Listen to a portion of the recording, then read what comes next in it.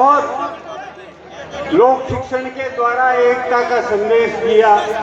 कवि ने, हमारे शायरों ने, हमारे दीन मोहम्मद मस्तान साहब कहा करते थे, जो पूरे हिंदुस्तान में विख्यात थे, कि है जब उसका जलवा रोशन जहाँ के सब नज़ारों में, जमी के जर्रे जर्रे में, फलक के चांद तारों में, तो ए मस्तान हम सजदा जहाँ चाहे वहाँ कर लें, वही है मंदिरों में, मस्जिदों में, गुरुद्वारों में। और लक्ष्मी नारायण जी रंगा कहते हैं, बीकानेर की संस्कृति सबका साझा सी, दाऊद जी मेरे देवता, 9 गजा मेरे पीर।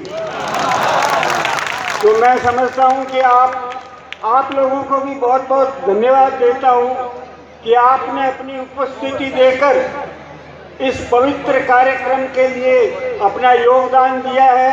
आप लोगों के प्रति भी मैं बहुत धन्यवाद, आयोजकों के प्रति बहुत धन्यवाद। धन्यवाद। जय हिंद।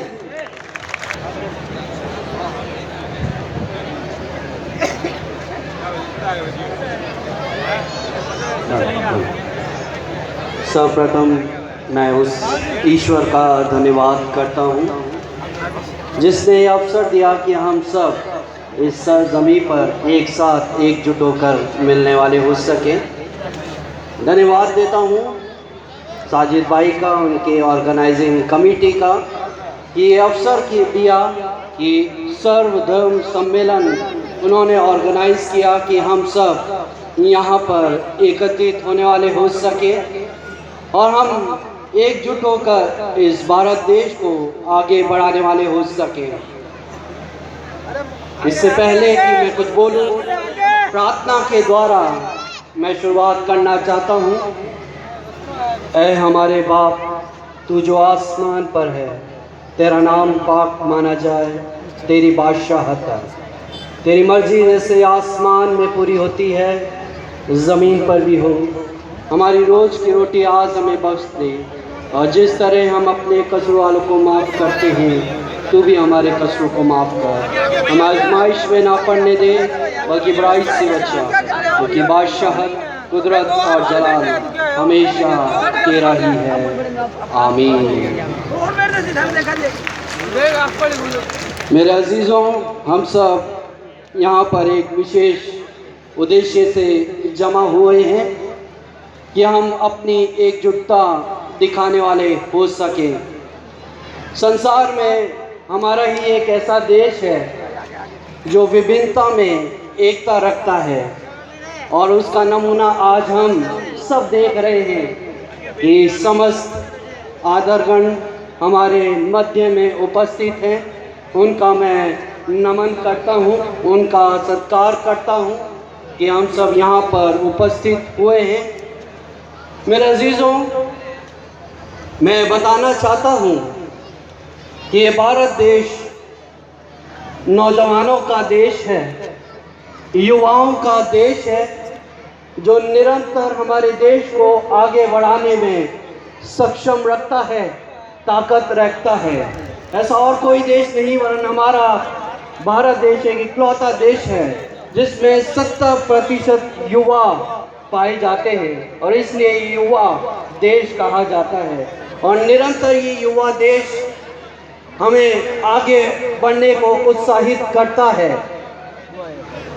ज़्यादा ना बोल के अपने शब्दों को सीमित करते हुए कुछ आपको बताना चाहता हूँ, समझाना चाहता हूँ कि जब ईश्वर ने हमारी संरचना करी है, मेरे अजीज़ों, हम एक ही बगीचे के अलग अलग फूल हैं, और अलग अलग हम जो फूल हैं, अलग अलग खुशबू हम देते हैं। और यही खुशबू उस ईश्वर को पसंद है कि हम मिलकर एकजुट होकर वो खुशबू इस जहान में फैलाने वाले हो सके। मेरे अजीज़ों, जब उस ईश्वर की ओर से बारिश होती है तो हम उस ईश्वर का धन्यवाद करते हैं कि उस खुदा ने बारिश हमें दी है, और इस बारिश में इंद्रधनुष भी हमें दिखाई देता है, जो 7 रंगों का हमें दिखाई देता है। मेरे अजीज़ों, ये 7 रंग हमारी जिंदगी के रंगों को बताते हैं। ये 7 रंग हमारे जीवन में उजाला लेके आते हैं और ऐसे ही हम एक रंग में ढले हैं ताकि हम एक साथ होकर उस ईश्वर की महिमा करने वाले हो सके।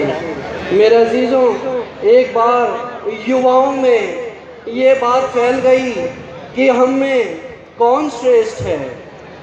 युवा ज़्यादातर गर्मजोशी के होते हैं और वो युवा में बात होगी कि हम में से श्रेष्ठ कौन है। तो मेरे अजीजों, युवाओं ने एक कमेटी बिठाई और बोला कि हम साथ आदर भक्ति से हम बैठकर तसल्ली से ये बात करें कि हम में से श्रेष्ठ कौन है।